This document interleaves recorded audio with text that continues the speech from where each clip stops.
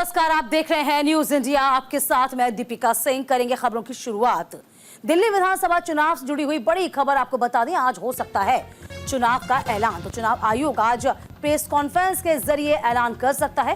Press conference में हो सकता है तारीखों का ऐलान। दिल्ली विधानसभा चुनाव से जुड़ी बड़ी खबर आपको बता दें, चूंकि कहा गया था कि इस साल में फरवरी में चुनाव हो सकते हैं और आज ये माना जा रहा है कि आज चुनाव की तारीखों की घोषणा चुनाव आयोग के द्वारा की जा सकती है। आज राजधानी में विधानसभा चुनाव का ऐलान हो सकता है। आज चुनाव आयोग बाकायदा प्रेस कॉन्फ्रेंस के जरिए किन किन तारीखों पर चुनाव होंगे इसका ऐलान किया जा सकता है। ये बड़ी खबर आप तक पहुंचा रहे हैं। देखिए, बिल्कुल फूक जाएगा, चूंकि चुनावी साल है और चुनावी साल में ये माना जा रहा था कि विधानसभा चुनाव जो दिल्ली के हैं वह कहीं ना कहीं फरवरी में शुरू हो जाएंगे और ये माना जा रहा है कि आज प्रेस कॉन्फ्रेंस के जरिए तमाम जो चुनाव आयोग है वो अपनी बात रख सकता है, तिथियों की घोषणा कर सकता है। तो प्रेस कॉन्फ्रेंस बाकायदा की जाएगी। प्रेस कॉन्फ्रेंस के जरिए किन किन जगह पर चुनाव होने हैं, कितने चरणों में चुनाव होने हैं, तारीखें क्या होंगी। देखिए, लगातार पार्टियां बेहद सक्रिय हैं। हालांकि अब बारी आ जाएगी चुनाव आयोग की भी। चुनाव आयोग की तैयारियां क्या कुछ चल रही हैं ये भी देखने वाली बात होगी, क्योंकि चुनाव आयोग को भी एक समय चाहिए होता है।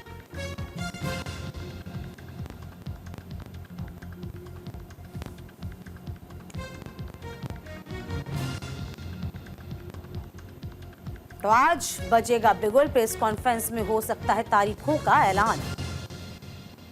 दिल्ली विधानसभा चुनाव से जुड़ी बड़ी खबर आप तक पहुंचा रहे हैं।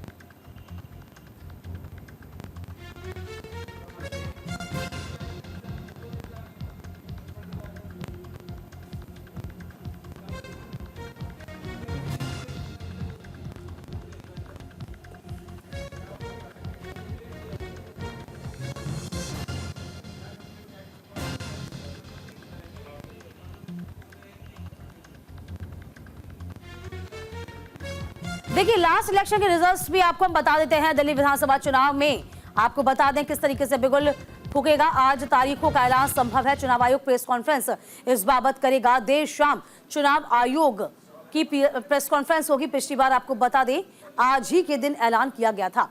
तो पिछली बार एक फेज में तमाम चुनाव संपन्न करा दिए गए थे। 11 फरवरी को आए थे दिल्ली चुनाव के नतीजे। तो 12 से 14 फरवरी के बीच चुनाव की संभावना जाहिर की जा रही है।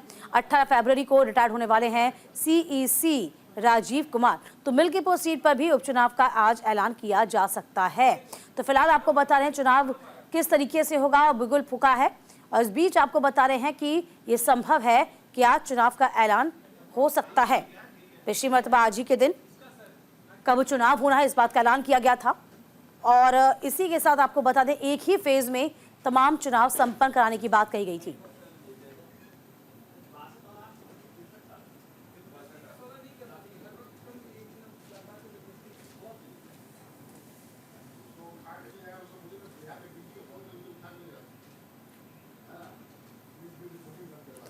तो फिलहाल देखिए, चुनाव आयोग अपनी तैयारियों में आज से जुट सकता है और आज प्रेस कॉन्फ्रेंस के जरिए ऐलान किया जा सकता है कि कब दिल्ली में चुनाव होने हैं। हालांकि इस बात का अंदेशा पहले ही है कि फरवरी में चुनाव होंगे।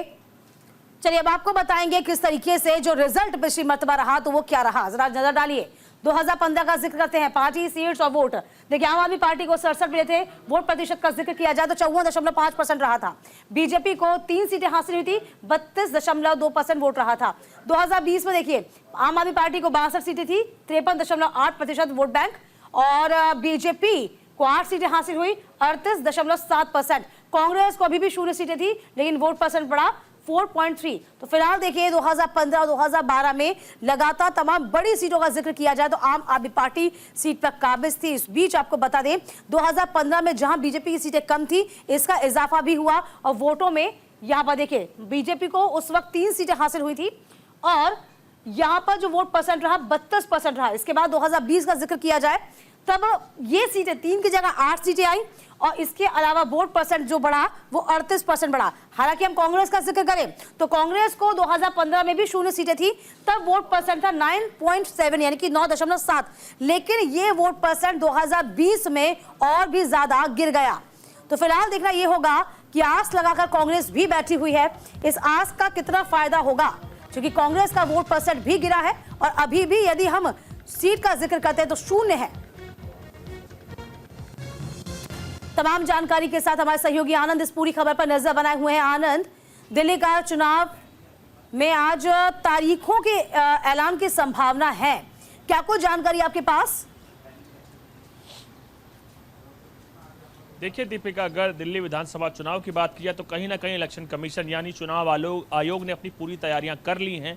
आज 6 तारीख है और 6 तारीख को आखिरी मतदाता सूची जारी कर दी जाएगी, जिसके बाद हो सकता है कि आज शाम को या कल 2 दिनों के अंदर चुनाव आयोग अपनी तारीखों का ऐलान कर सकता है और तारीखों का ऐलान होते ही दिल्ली में आचार संहिता लग जाएगी। मैं आपको याद दिलाना चाहता हूं, इससे पहले जब विधानसभा चुनाव हुए थे, जिस दिन आखिरी दिन मतदाता सूची का ऐलान किया गया था, उसी दिन चुनाव की तारीखों का भी ऐलान कर दिया गया था। लेकिन आज का जो घटनाक्रम है, कहीं ना कहीं माना जा रहा है कि आज शाम को या कल तक 2 दिन के बीच, आज शाम से कल के बीच में ही चुनाव तारीखों का ऐलान कर दिया जाएगा और दिल्ली में आचार संहिता लग दी जाएगी।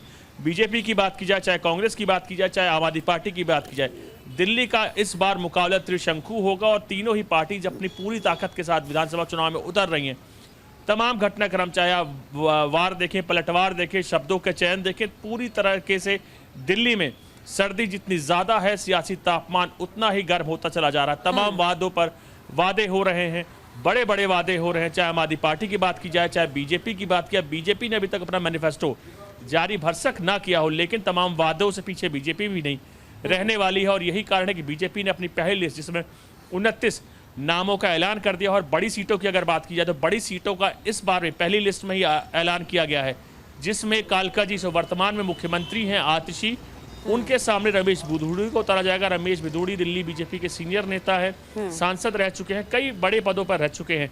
और दूसरी सबसे हॉट प्रोफाइल सीट है नई दिल्ली, जहां से खुद अरविंद केजरीवाल, जो कि संयोजक हैं आम आदमी पार्टी के, उनको वो उतर रहे हैं। तो उनके सामने परवेश साहिब सिंह वर्मा, जिनके पिता मुख्यमंत्री रह चुके हैं प्रदेश में, उनको टिकट दिया।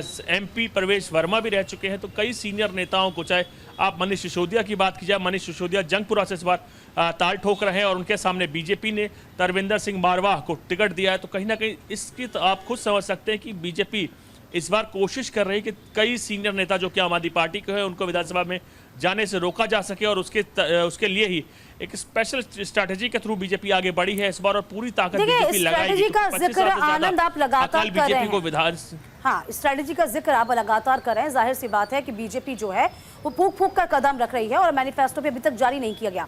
लेकिन कल की जो खबर थी वो बड़ी सुर्खियों में रही थी, बिधूड़ी का बयान जो उन्होंने प्रियंका गांधी पे दे दिया था, जो आतिशी पे दिया। हालांकि बैकफुट पर आ गए, बहुत जल्द माफी भी मांगनी पड़ी। लेकिन हमने देखा है और आप भी जानते हैं कि तमाम जो बयानबाजी होती है वो अच्छी खासी सीटें जो आ रही होती हैं सत्ता से भी दूर कर देती है, सिर्फ बयानबाजी। और एक सीनियर लीडर इस तरह के बयान देंगे तो जाहिर सी बात है खामियां या फिर इसकी कह सकते हैं बैकफुट पर बीजेपी क्या आ सकती है, हम क्या माने? देखिए, चुनाव में अक्सर आप देखते हैं बयानबाजी कई बार अपनी सरहदें लांघ जाती है। जैसे ही रमेश बिधूड़ी ने यह बयान दिया कि हम गालों को प्रियंका गांधी के जैसे कर देंगे, तो कहीं ना कहीं ये शब्द का चयन बेहद ही गलत था, जिसके बाद उनको भी खेद इस बात का प्रकट करना पड़ा। और अब तमाम आप मर्यादाएं देखें, चाहे बीजेपी की देखें, चाहे बीएसपी की देखें।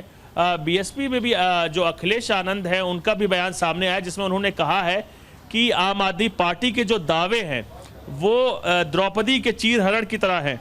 मैं पूरा कोट करना चाहता हूं उस बयान को, जिसमें कहा कि द्रौपदी की साड़ी की तरह है केजरीवाल के वादे, पूरे नहीं होते, खींचते रहते हैं। आप सरकार पे आकाश आनंद, जो कि भतीजे हैं मायावती के, उन्होंने बयान दिया। तो सीधे तौर पर आप समझेंगे तो कहीं ना कहीं विधानसभा चुनाव को लेकर तमाम शब्दों की मर्यादाएं लगातार लांघी जा रही। और विधानसभा चुनाव दिल्ली इसलिए भी अहम है तमाम पार्टीज का, क्योंकि देश की राजधानी है और वो पावर सेंटर है जहां से तमाम देश चलाया जाता है। तमाम हाई प्रोफाइल लोग, चाहे आप प्रधानमंत्री, राष्ट्रपति की बात करें, CGI की बात करें, बड़े बड़े VVIPs यहाँ रहते हैं। और यही कारण है कि उसको लेकर तमाम पार्टीज, कांग्रेस इस बार हर संभव कोशिश कर रही है कि जितने ज़्यादा से ज़्यादा सीटें लाई जा सके। चाहे आप उनके तमाम बड़े नेताओं को देखें, संदीप दीक्षित को उतारा गया, उनकी माँ शीला दीक्षित यहाँ से मुख्यमंत्री रह चुकी हैं, 15 सालों तक उन्होंने राज किया। संदीप दीक्षित लोकसभा सांसद रह चुके हैं। तो कई बड़े नेताओं को कांग्रेस ने भी इस बार अपने उम्मीदवार बनाया है। उनका तमाम चीज़ों को लेकर ये सोच है कि हर संभव कोशिश की जा सके। जो कैडर, जो वोटर उन्होंने खोए हैं, कांग्रेस एक बार दोबारा उसको हासिल करना चाहती है। और ये चीज़ें सीधे तौर पर आम आदमी पार्टी के लिए खतरे की घंटी है, क्योंकि आपको समझना होगा जो दिल्ली की रणनीति या घटनाक्रम इस वक्त चल रहे हैं, वो तमाम कैडर कांग्रेस का, तमाम वोटर्स, वो तमाम चीज़ें जो कांग्रेस पहले हासिल करती थी वो पूरी तरह से ट्रांसफर हो चुके हैं आम आदमी पार्टी को। दिल्ली में जो कांग्रेस हुआ करती थी, जो वर्चस्व उसका हुआ करता था, उसमें पूरी तरह से सेंधमारी आम आदमी पार्टी ने कर दी है। और आम आदमी पार्टी इस वक्त कहीं ना कहीं ये चीज समझ रही है कि इसका अगर कांग्रेस इसमें एक्टिव होती है या कहीं स्ट्रांग। आनंद, वही हम समझने की कोशिश भी कर रहे हैं। देखिए, आपके बगल में टैली भी अपने तमाम दर्शकों को दिखा रहे हैं, ये भी बता रहे हैं कि 2015 और 2020 का क्या कुछ रिजल्ट रहा। देखिए, यदि हम देखें तो वोट परसेंट भी कहीं ना कहीं कांग्रेस का गिरा। 2015 में कुछ और था, 2020 में गिरकर कहां पहुंच गया। सीटें तब भी नहीं आई, सीटें अब भी नहीं आई। ये दिक्कत कांग्रेस के साथ। अब दिक्कत बीजेपी के साथ भी कम नहीं है, क्योंकि वो तो 20 साल से भी ऊपर हो गया, सत्ता से बाहर है। 20-21 साल को बीजेपी को भी हो गया। आम आदमी पार्टी की दिक्कत है इसलिए भी क्योंकि 10 साल की एंटी इनकम्बेंसी भी है, ऊपर से कथित शराब नीति का घोटाला भी। अब यहाँ पर जो जनता का मिजाज है, जनता के बैक ऑफ माइंड में क्या चल रहा है, ये देखने वाली बात होगी आनंद। दूसरी बात ये कि जो हम कहते हैं मीडिया अपने हिसाब से या फिर आंकड़े लगाती है कि ये जीत जाएंगी, लेकिन जो साइलेंट वोटर्स होते हैं ना, वो कई चुनाव में हम देख पा रहे हैं आनंद की उनकी भूमिका बहुत सक्रिय हो गई है। देखिए दीपिका, इस चुनाव को मैं बेहद ही नज़दीकी से देख रहा हूं। और अगर बीजेपी की बात की जाए, चाहे आम आदमी पार्टी की बात की जाए, पहले बीजेपी की करते हैं, क्योंकि बीजेपी की जो प्रदेश इकाई है, कहीं ना कहीं जो नेशनल लेवल के नेता है वो इस बात को समझ रहे थे कि जो चीज़ें होंगी इस बार एक्स्ट्रा ऑर्डिनरी करनी पड़ेंगी। और यही कारण है कि तमाम बड़ी चीज़ें, यानी टिकट उम्मीदवारों का चयन से लेकर तमाम बड़ी चीज़ें, उम्मीदवारों के प्रचार, टिकट से लेकर प्रसार, तमाम चीज़ें खुद नेशनल नेताओं ने ले ली हैं। दिल्ली का जो टिकट वितरण हो रहा है वो इस कोशिश पर हो रहा है कि एक एक सीट पर मजबूत उम्मीदवार उतारा जा सके। क्योंकि देखिए, प्रक्रिया हर बार बीजेपी अपनाती थी, लेकिन इस बार प्रक्रिया अलग क्यों है मैं आपको बताता हूं। इस बार जो लिस्ट मांगी गई है, सांसद से मांगी गई थी, हर विधानसभा पर अपने नेताओं की लिस्ट, जिसको उनको लगता है कि वो ताकतवर है, प्रदेश अध्यक्ष से लिस्ट मांगी गई थी। बीजेपी ने नेशनल लेवल पर सर्वे करवाया था हर विधानसभा में, जहां 3 नाम लिए गए थे। और उसके साथ जो जोन का सर्वे था, 4 सर्वेस कराए गए हैं। उसके बाद एक सर्वे खुद अमित शाह ने करवाया है। तो अब 5 सर्वे के बाद स्क्रूटनी हो रही है, और जिसको भी टिकट दिया जा रहा है वो इस तर्क पे दिया जा रहा है कि आपकी जीत सुनिश्चित हो सके। और प्लानिंग ये आज की रही है, लोकसभा चुनाव से पहले की इसकी प्लानिंग थी। और कहीं ना कहीं इस तौर पर सामने रखा गया कि बड़े नेताओं को ड्रॉप कराएगा, चाहे मीनाक्षी लेखी की बात की जाए, चाहे प्रवेश साहिब सिंह वर्मा की बात की, चाहे रमेश बिधूड़ी की बात की, ये तमाम लोग कहीं ना कहीं सांसद हुआ करते थे, तो उनको ड्रॉप किया गया। क्योंकि बीजेपी ये मानती है कि प्रदेश स्तर पर उनके पास कोई चेहरा नहीं है। जो आप देखेंगे लगातार आने वाले दिनों में भी बीजेपी को टीज करेगा, और कहीं ना कहीं विपक्ष इसको लेकर मुद्दा बनाएगी कि इस बारात का दूल्हा कौन है। लेकिन अब बात करें आम आदमी पार्टी की, तो आम आदमी पार्टी के बड़े नेता ये चीज समझते हैं कि जो आम आदमी पार्टी की इमेज है वो पहली वाली इमेज नहीं रही है।